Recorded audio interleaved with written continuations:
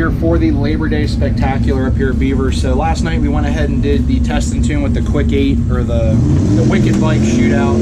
And with the Wicked Bike, there were only 8 of us, so we all qualified for it.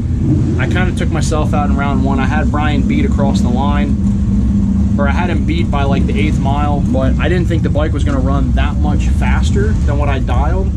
So even with me rolling out, I still went out by like 400ths or something like that. So kind of took myself out there, but we went ahead, did some testing, got used to the auto, that Ryan Schnitz shift light with auto output. The bike feels great. I like the way that it feels. I know this morning we started off running a 553, 131, 1.4 flat 60 foot. So the 60s I think are getting pretty consistent. The math that I have written down for the clutch, it's starting to really like those numbers. So I'm gonna just keep it where it is, let it run its course. But not off to a bad start here this morning. We did red light though, so we're probably qualified last or something. We're probably pretty late in the category here for where we're gonna lay in the bracket. But we're getting things started. We still got one more qualifier, and then we're on to the points race. And as long as the bike can stick with those low 550s, I'll be more than happy for the weekend. And we're just gonna see. It's still floating the front tire pretty good. I'm pretty sure that 140 was off the rear tire, because it floats it for a pretty good bit out of the hole, and it felt like it was floating for a while. But we're gonna see what happens. We'll get back out here for the second qualifier, and yeah, we'll just get back to it, guys.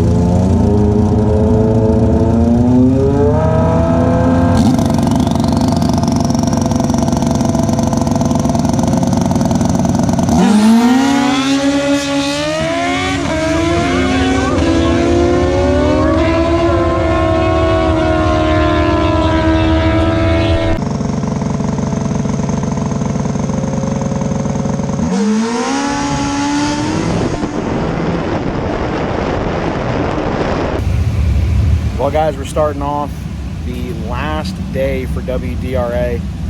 Starting off on a good note. 5:49, 1:31 in the 8th, new personal best. And we actually tied for the best reaction time. I tied with Brian. And we both ran 004 with a 0. And we ended up having to flip a coin for who gets a first round bye.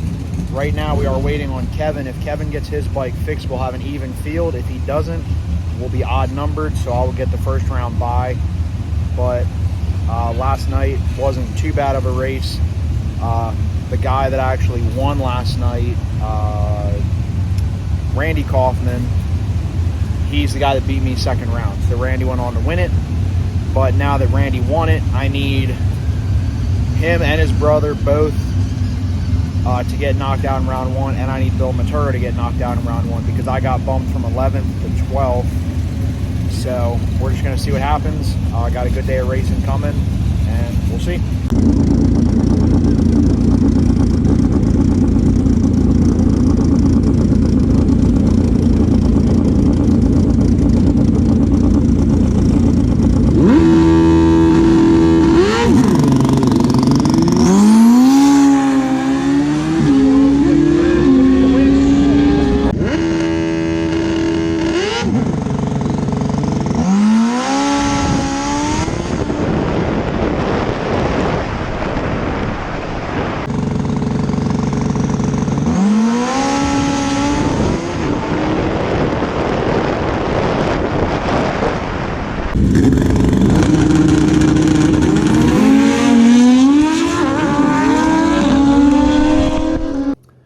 Well, guys, Labor Day Monday after our big Labor Day spectacular up at Beaver Springs.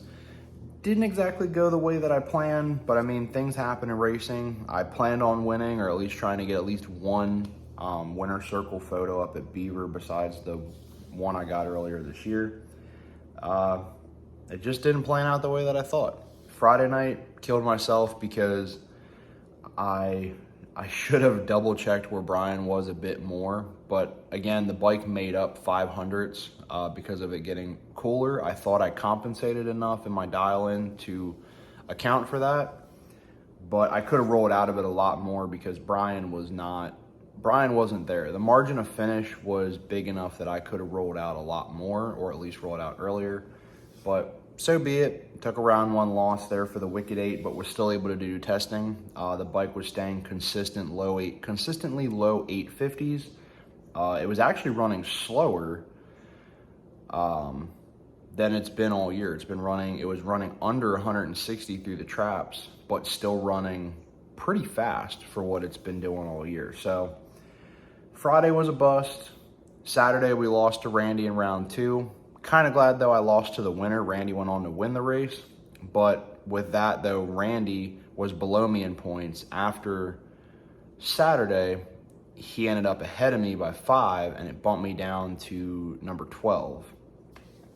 So went into yesterday and just tried to make things happen. Ended up getting number 1 qualifier.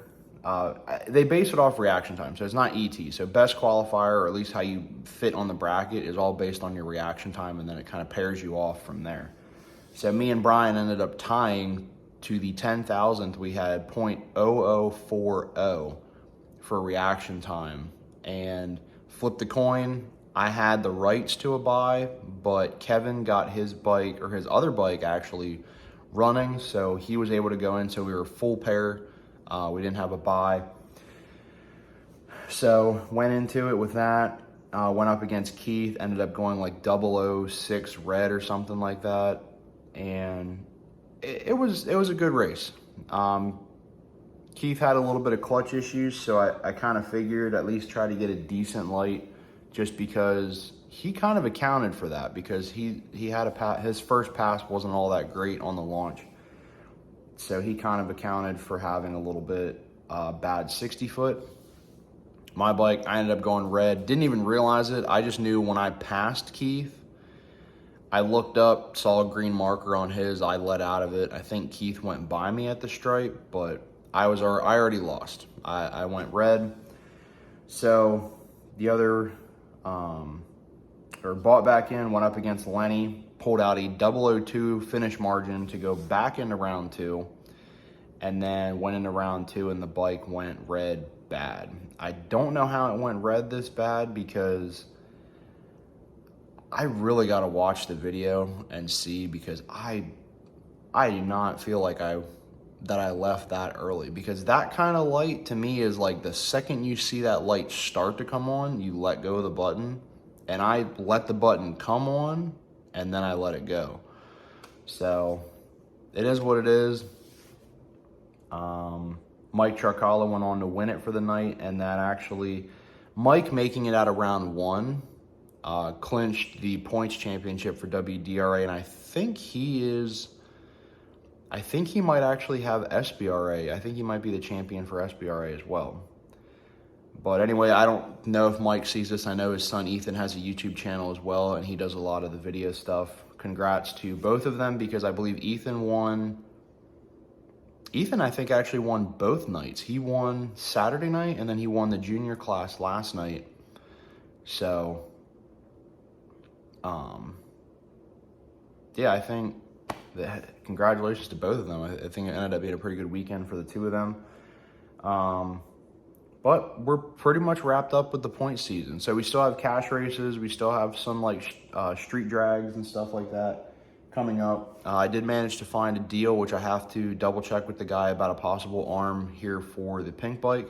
but I have to see, because the way that I wanted to do this was to put an arm on this bike and take the arm off the turbo bike and put it back on the pink bike. So I have to see if it is a Gen 2 arm, how it's gonna work, because if not, I'll keep this arm on here and then swap a new arm onto the pink bike.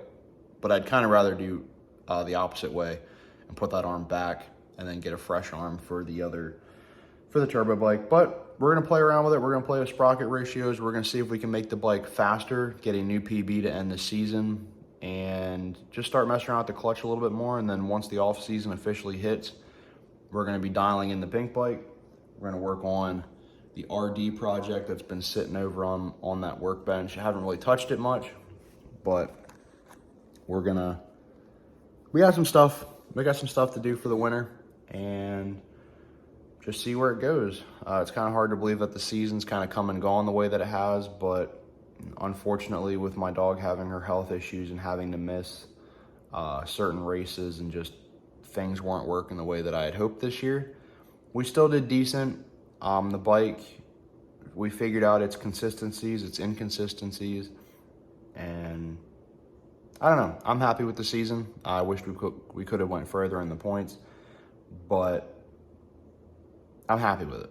We're going to see what we can make happen next year. We are going to switch it up and do NHRA and WDRA, try and stick with both of those, because I think if we can get the schedule early and just plot it out to do like every other race, because I believe the weekends are they don't overlap with Beaver and New Media. So we're gonna try to play it by ear and see if we can do both.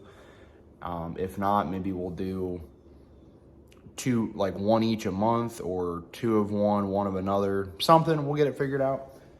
But yeah, we're gonna wrap it up there, guys. As always, hope you like the video. If you do, give a thumbs up. Know anything more about the bikes, more about the channel, drop those comments. You wanna know anything about parts, or check out some of the places I bought stuff before, check the links down below, and I have all the companies that have helped me with this build down below. And as always, hit that subscribe button, hit the bell next to for notifications, and I'll see you guys in the next. Remember, ride safe, ride smart, always wear your helmet. See ya.